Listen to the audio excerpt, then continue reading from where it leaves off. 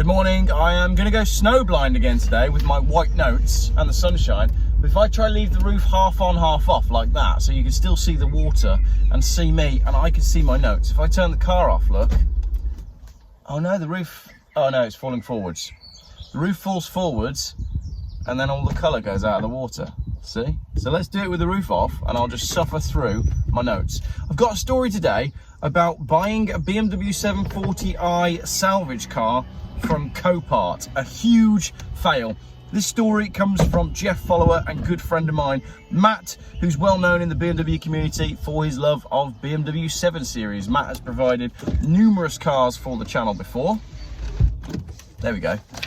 I'm going to leave all that intro in. Matt's provided numerous cars for the channel before, and he can't resist a bargain like many of us, and he keeps an eye on many different auction sites, including Copart.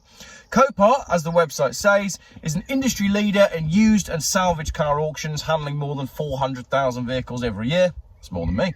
Copart UK makes it easy for members to find, bid and win the vehicles they're looking for through an exclusive online platform. With 30 years of experience within the salvage market, they are industry experts.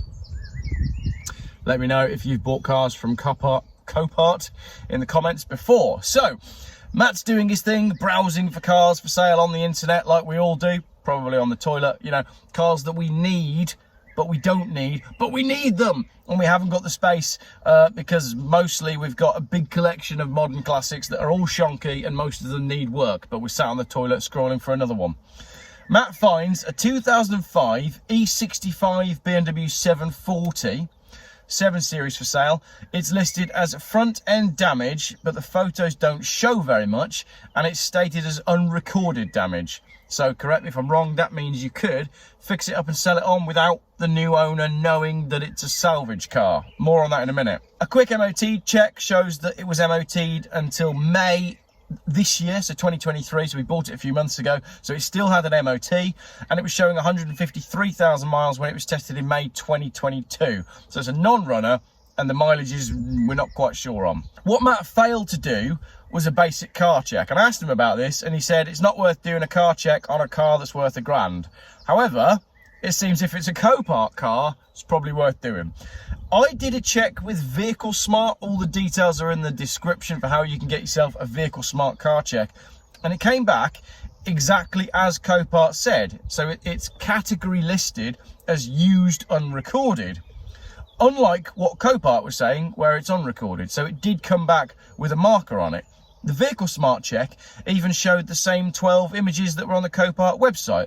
So maybe someone in the comments can clarify exactly what's happened here. Does it become category listed when Copart sell it? What's going on? How can it be listed as unrecorded if a basic car check shows up all the pictures of the salvage auction? There's also a mileage discrepancy, which we knew from the Copart listing, but the way Vehicle Smart illustrate this just makes it look really neat and quite hilarious. You can see where it peaks, where we've got this rather ridiculous discrepancy. So Matt's all excited for his non-running front-end damage BMW that should, according to the Copart listing, retail at £3,750. So he puts a bid on, and he wins the car at 500 quid.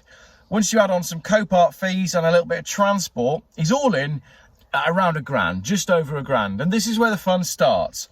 Copart used their preferred delivery partners, and Matt gets a very abrupt phone call saying, I've got a car for you. I'll be with you in 2 hours. So not even a day's notice, nothing like that. Plus, that would have meant the car would arrive at 5:30 p.m. on a Friday. There's then another phone call saying the driver's on the side of the M25 and he's had a blowout. So he'll either be here, and he says, late, like 10 or 11, or tomorrow morning. I would have probably asked for photo evidence of the blowout, but hindsight is, you know, a wonderful thing. Matt says late tonight doesn't work, but Saturday's going to be fine so long as it's before midday, to which he gets a very rude reply saying, no mate, we don't work Saturdays. So the driver has the car for the whole weekend, which might vindicate Copart on the next bit. On Monday, the car finally arrives, and Matt says the condition was as described. It was indeed a 2005 BMW 740, and aesthetically, apart from the mismatched wheels, which you can see in the pictures, there wasn't a great deal to shout about. Matt knows these cars well, and he figured that the non-running bit must be down to some sort of electrical gremlin. So he figured if he could fit a meaty battery, plug in a code reader, read some codes, clear some codes, he'd be home free. So Matt says, I got the car, I fitted a meaty battery, I plugged it into my code reader, and I started getting a lot of ECU codes. I googled those and I read up on ground earth points in the boot and all sorts, but it all looked fine when I inspected it. So I looked under the bonnet and I lifted the box where the ECU sits. Now the ECU is housed underneath the windscreen wiper cowl and underneath the air filter, and it's fixed by 12 quite difficult to reach hex screws. One of those was missing, so there's 11 screws holding the ECU cover on. So I figured there shouldn't be any water ingress in there and that it was all going to be intact. I lifted the wire harness out the way after removing the lid and realised the ECU was completely missing, gone, no ECU in the car, and the transmission control module was unplugged. So obviously the car was never going to start. At that point, says Matt, I gave up, thinking this is a big loss, but at least I've got the cats to fall back on. The catalytic converters, as you know, you can sell those for scrap money, and on a BMW 740 they should be worth a fair whack. The cats on the 740 are on the manifold, not under the car, so would-be thieves can't just jack the car up and chop it off like they do in Birmingham. You have to know where they are and what you're doing, as they need to be cut off from under the bonnet. So I borrowed a reciprocating saw from my neighbour and I went to get the cats off, only to find that someone had already done the job for me. And all of this signalled curtains for the car and a pretty sizable chunk taken out of my wallet.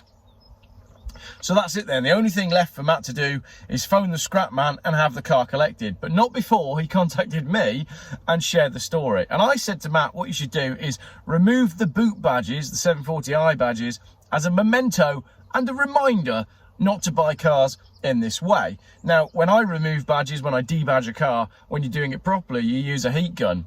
Matt just used an angle grinder, as you can see in this brilliant picture. So there we have it, a disastrous purchase from Copart that might have been avoided if Matt hadn't been such an optimist, but we've all been there, I'm sure we have. So let me know in the comments, who do you think is to blame in this case? Matt actually wants to say he doesn't blame anyone. He doesn't really blame Copart, he doesn't necessarily blame the driver. He's sort of happy to sit on the fence and just share the story, you know, for the benefit of the channel and for you guys, because it is a pretty funny story, to be fair.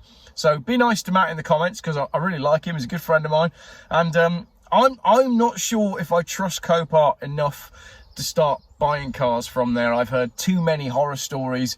Unfortunately, Matt, although he feels the same, he is a hopeless optimist and a complete addict to the process. So tune in next time when we find out how his Copart Mini Cooper SR53 turns out that he bought online last night.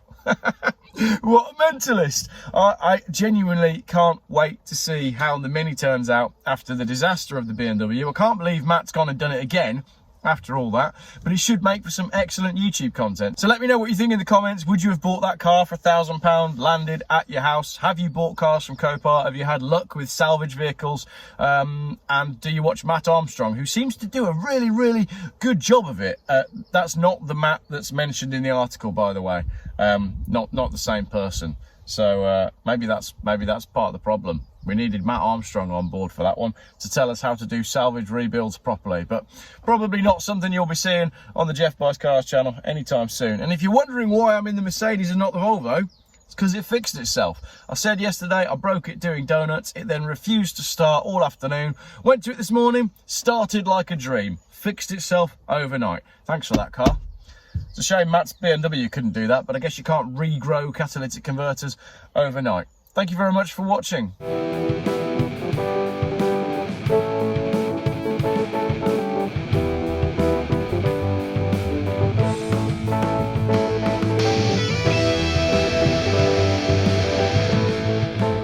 Geoff Buys Cars. Still, YouTube's most boring car and conspiracy and conversation channel.